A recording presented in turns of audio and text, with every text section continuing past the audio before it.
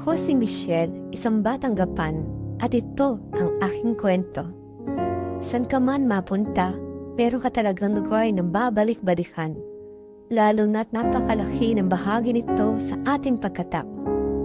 Bawat mahalagang okasyon o simpleng salo-salo, ito ang lugar na nakaririnig ng bawat tawanan, kwentuhan, o maging iyakan. Lugar na di mo pwedeng di babalikan. At ngayong araw, ito ang aking misyon. Ang muling balikan ang masayang araw na iyon. Ang makakasama kong muli ang aking pamilya.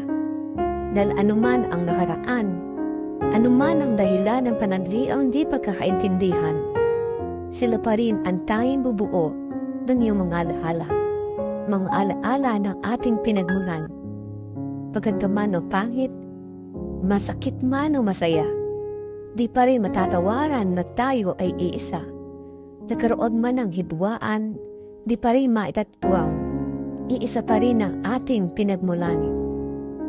Sa muli nating pasama-sama, napakasarap na muling masulyapan ang mga ngiti sa inyong mga labi at naghuhumiyaw na tawanan na nagsasabing, sana lagi tayong ganito. Dahil anuman ang mangyari, kayo pa rin ang bubuo ng aking alaala. Ang tanging pamilya na aking babalikan.